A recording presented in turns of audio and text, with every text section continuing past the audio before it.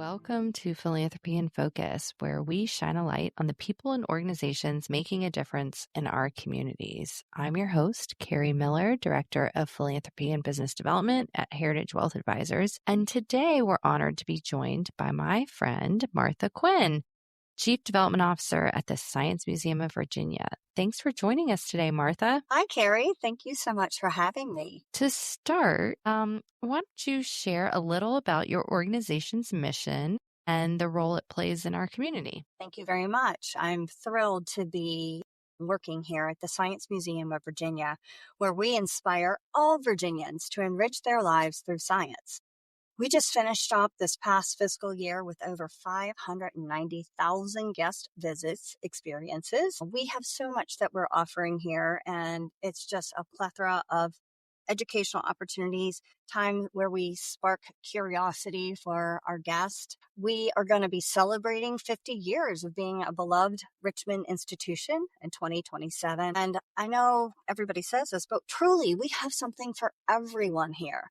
As Tim Schulpertum, our Virginia C. Ellett Deputy Director of Education says, if you aren't having fun with science, then you just aren't doing it right. So every organization has moments that define its impact. What's something you and your team are especially proud of, whether it's a program, a milestone, or a personal story? I think that we're just most excited that we truly welcome everyone. We have programming for individuals from birth to the end. We have a really robust seniors program where we welcome those individuals who are, at a later stage in their life and still want to be educated. They want to have new experiences. They want to learn new things. We have Minds of All Kinds events that are offered throughout the year where we welcome people with differing abilities, and we have specialized time for them to come and interact with the museum with the sounds a little muted and our lights a little dim. And if you're somebody with autism or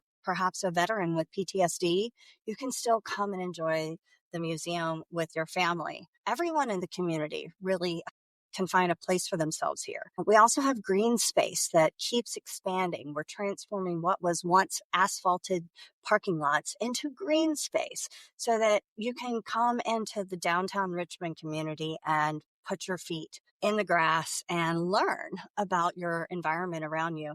We just are really excited that we spark curiosity every day. Another thing I'm proud about is that, we honor our past. If people don't know, we were the original train station here in Richmond, and we do that by hosting an annual model railroad exhibit in November.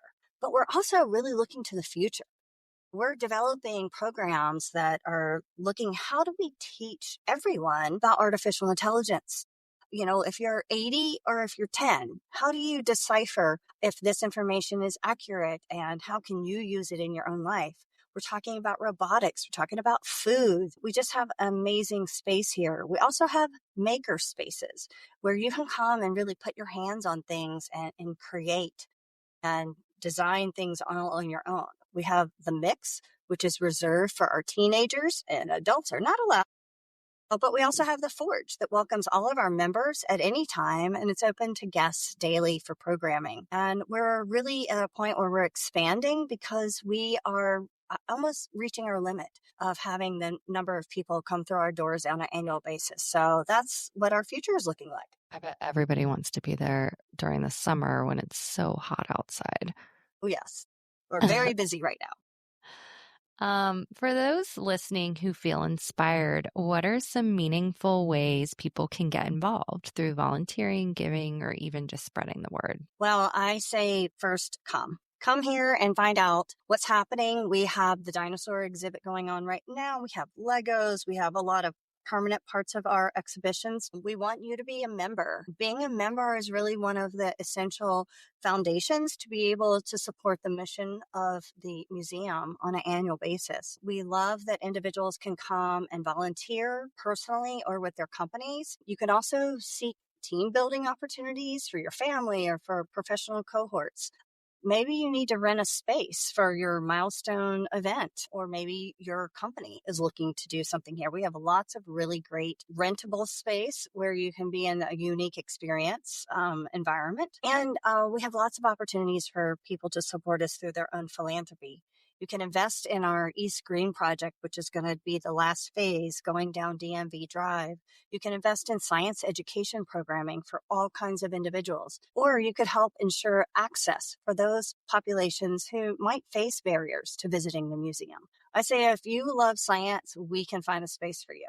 No pun intended. What would you say is your organization's greatest need right now? And how can supporters make the biggest difference at the Science Museum? Well, we are looking to be celebrating 50 years of the Science Museum serving the state. In 2027, we're going to be celebrating that in many, many different ways. And we're going to be launching a philanthropic campaign where we're going to be really investing in our endowment, making sure that we have long-term financial stability to deliver all of the wonderful programming that we do.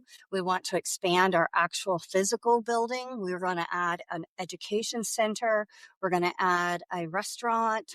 We're going to be adding the additional expansion of the green. And we really want to be able to have the resources to be able to provide the additional educational opportunities that this space will allow for us. And we really have an audacious goal.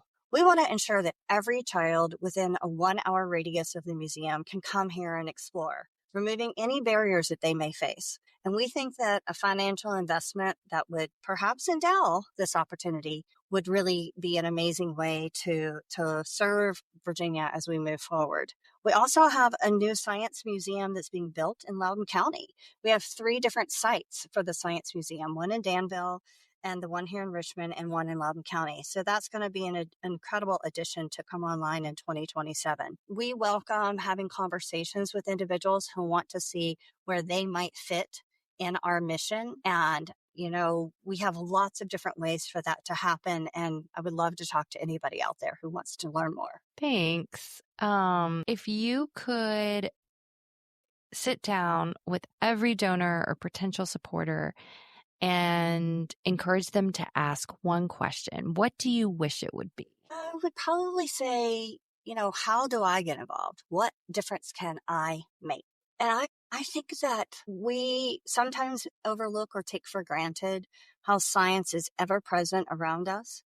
I used to raise money for engineering programs, so I can't help myself but wander into a space or even pick up my telephone and think, wow, an engineer helped to design this or create this. I think science museums in our community and our incredible Commonwealth, this is the place where that engineer, that doctor, that researcher, that teacher, that educator, the paleontologist, the marine scientist, where that person perhaps was first exposed to an idea and an experience that said, oh, wait, science is interesting, it's fun, and it's all around me. So if you want to push innovation in our state, if you want to invest in the future of a healthy and remarkable population, if you want to spark curiosity in everyone around you, then I think that you want to be involved with us. And we can find a way to link your desires with the things that are happening here so that you can support our mission. That's great.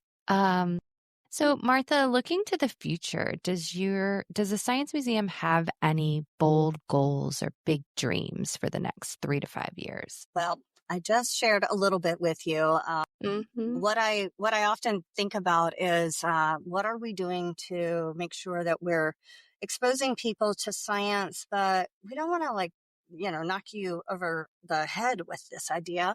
As our CEO, Rich Conti, says, we're really the marketing agency for science. So we want to take really complex ideas and make them simple and make them interesting so that you might have an experience here within the museum and walk away and maybe not realize exactly what you just learned or what kind of little bit of information we explored until you're thinking about something later. You're thinking about throwing away a plastic bag, or you're thinking about a concept that you're using at work or at school, or even just driving your car that might be an electric vehicle or a self-driving car. Maybe you'll find something that will be interesting to you. And so the bold ideas we have are, how do we continue to really bring that kind of exploration and adventure to the scientific theories that are really critical to whatever the future might hold. And we want that to be happening here in Virginia in a robust way.